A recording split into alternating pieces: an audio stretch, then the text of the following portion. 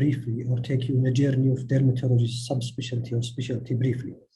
And at the end of the lecture, I will give you a chance to receive your questions.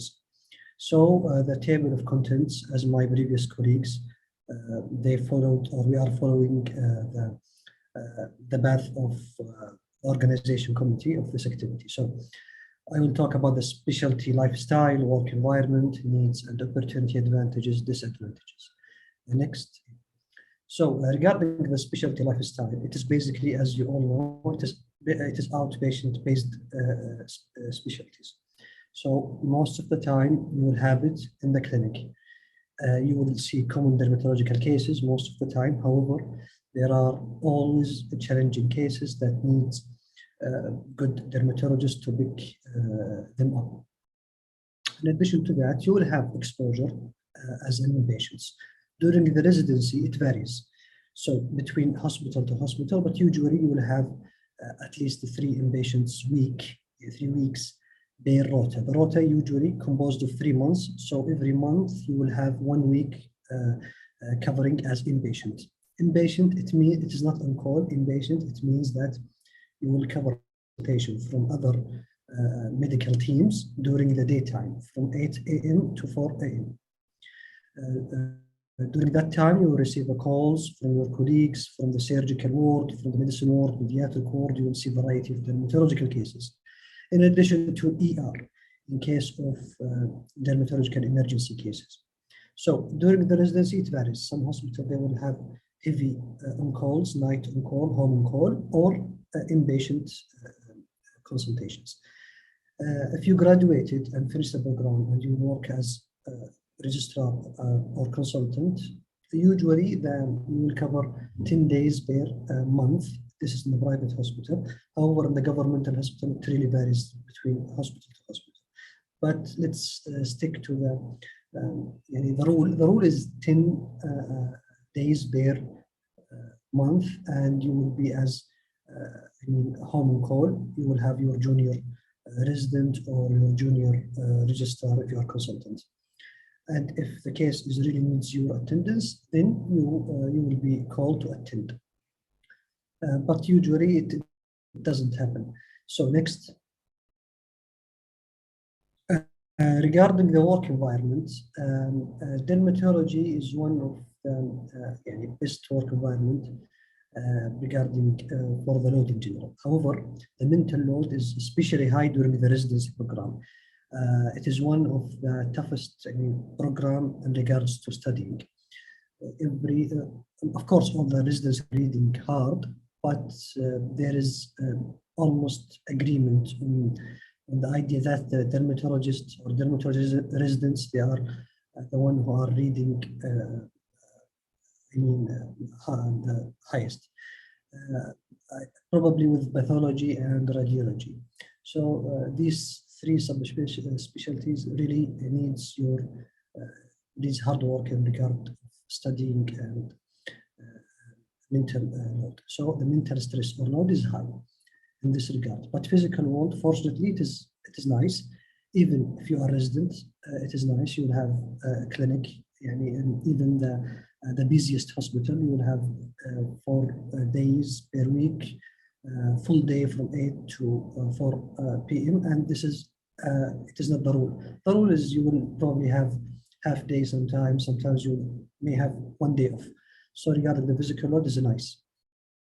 Regarding the work environment, as we said previously, usually you will encounter medical cases, simple medical cases, common cases. However, there is always complex medical cases. You will encounter challenging cases, cases with comorbidities, and you probably need to combine different systemic treatments with the same patients. And this is the beauty about dermatology.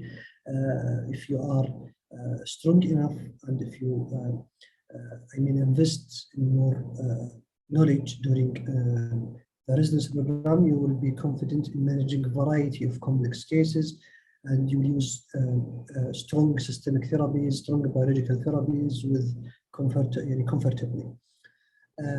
The procedures, also you enjoy doing some procedures like from the simplest thing like biopsy, skin biopsy, as therapeutic or even diagnostic. You will have, you will do lasers, different devices. You will do electrosurgery.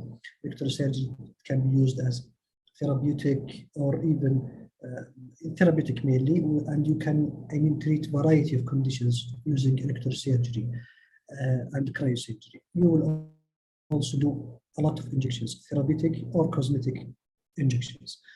Regarding the cosmesis, the cosmetic part of dermatology is low during the residency. You will be exposed to the main thing during the residency program, but it is not the focus. The focus is the medical and surgical laser dermatology.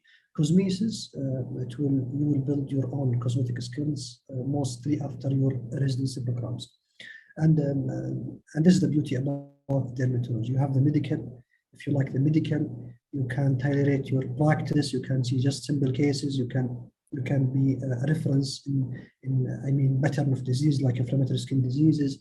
You can I mean, do procedures and master some procedures, and you can do also cosmetics injections like Botox, filler, plasma, and a variety of devices like radio frequency laser, etc. Next. So these are just an example of the common cases that you will be exposed to. So acne in the top left, top right is androgenetic alopecia, and rosacea, you have it in the down right. Down left is nail diseases like onychomycosis. So these constitute majority of your specialties. This is along of psoriasis, simple psoriasis, vitiligo, of course, atopic dermatitis. So, but the challenge is that in the management in these cases, not in the diagnosis. Diagnosis is easy for these cases, but always the challenge in the management, and this is what distinguishes the strong dermatologist from the other dermatologist. So if you are confident, you can manage strongly in the androgenetic alopecia from topical, as strong as you go for hormonal therapy, oral therapy, even procedural for androgenetic alopecia.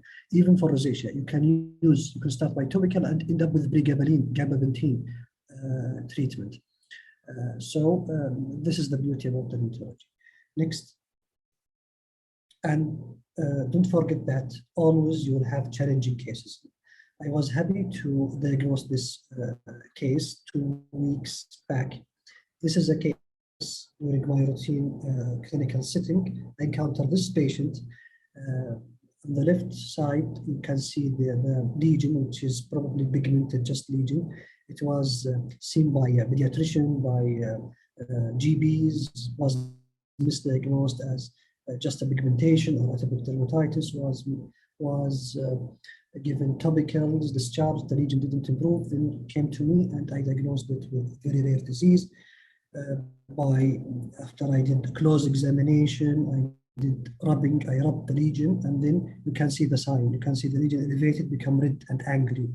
This is a diarrhea sign. This defines a rare case, which is mastocytosis, one of the neoplasms, that if you miss it, you probably will lose this child, the follow-up and the proper investigations, because mastocytosis, it can involve the systemic organs, and those it has a good prognosis but needs long-term follow-up. Next. This is another case. I was happy to diagnose it during my residency program.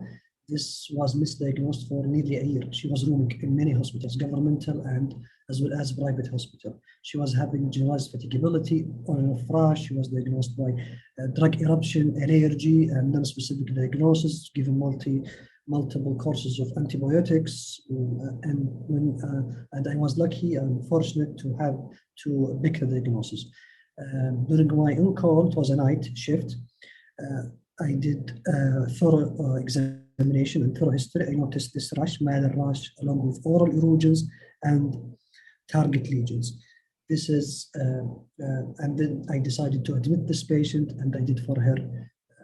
Unfortunately, we have actually admission under dermatology in King Saud University Medical City. So I decided to admit this patient with my consultant. We admitted her. Then we did investigations for her. We labeled this patient as a rare syndrome, which is Rowell syndrome, a rare syndrome. It is SLE based. It is SLE, one of the manifestation of systemic lupus erythematosus. So I am happy to save this patient's life. I gave you this two examples just to show you the importance of medical dermatology. It is not about cosmetology or just light cases. Next. And these are examples of some examples of procedures that you can enjoy doing it, from the cryotherapy to a variety of lasers, CO2 fractional laser, you have mid-light pigmented lasers, you have vascular laser, you have also excimer laser, so you have a variety of laser devices that are treating or targeting many conditions, in addition to electrosurgery and excision and injections, like Botox injections for hyperhidrosis. You can have bleomycin for wart. You can have also tranexamic acid injections. You have a variety of injections and also intralesional steroid for alopecia areata. So those who love or like hand work, they will like the specialty because they will be satisfied with these procedures. Next. Basically, the advantage, it is one of the best subspecialties in terms of burnout, in terms of work-life balance, in terms of income, in terms of even high patient satisfactions. And what is beautiful about dermatology is that it is a visual-based specialty. If you are trained well and study hard during the residency, you will be able to diagnose many conditions by your own eye. And the beautiful also about the dermatology, it combines surgical and medical cases. The disadvantages, the main disadvantage is the routine, which is actually an advantage for some. Next.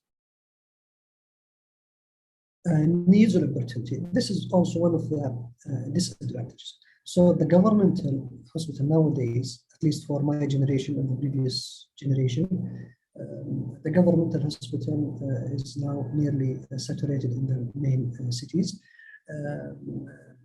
At least it's now difficult to get a job, to secure a job. Previously, it was beautiful. Why? Because after you graduate from the residency program, you will easily secure a job in governmental hospital. You will have fair income. Then you will have extra income from private cosmetics or even medical cases. Nowadays, this is not the idea. So keep in mind that governmental hospital now is saturated unless things changes. So you should just consider that you will work in private. Many of my colleagues now, they are working private. Private is divided into two main practices. Those who like the cosmesis or cosmetology, they will join big cosmetic center groups. Initially they will not have good income, but after you build your own reputation, you will have very good income. And the other section or the other thing is the large hospital, like Al Habib Hospital, Al Hamadi Hospital, Dalla. They are seeing mainly medical cases. You will treat variety of medical cases, and you will be able to do some cosmetic procedures. You will, in this regard, you may just have a contract, permanent contract with them, fixed salary, or part-time and shared income between you and the hospital, depending on your contract. Next. So what are the fellowships opportunities? The first question to be asked is, do you need a fellowship nowadays in dermatology? I cannot have a clear answer. Most of my colleagues, they don't agree that we need a fellowship. However, some they believe that we need a fellowship. The difficulty here is that who will sponsor you, provided that you know that all governmental hospitals are now nearly saturated. However, these are the list of fellowships. We have advanced medical dermatology when you are dealing with very complex cases of psoriasis, complex cases of autoimmune blistering diseases, cutaneous lymphoma, skin cancer, and the skin cancer and cancer in dermo-oncology. You will have fellowship in phototherapy, hair and nail, Mohs surgery, laser, pediatric dermatology, cosmetology, dermatopathology, and immunodermatology. Immunodermatology dealing with mainly connective tissue disease and autoimmune blistering disease. And these are, there is no fellowship opportunity here in Saudi Arabia except one program in King Saud University Medical City, which offers laser and cutaneous surgery, and it is 2 years, one position per year. Next. How to increase the chance of acceptance? The best one to answer you actually those who recently joined the program. However, the thing that you all know is you have to have high GPA, high CME score, outstanding CV. These are constitute a basic thing, basic elements for the acceptance. Next. So I'm happy to hear from you any questions. If you want to send an email, I am more than happy. And I just recently started to post some videos and medical cases. I'm targeting the medical professions and highly educated patients. On Snapchat. I just made it public. You can subscribe and you can have an exposure to this specialty. You can have your own perspective in this regard, and I am happy to receive also your questions through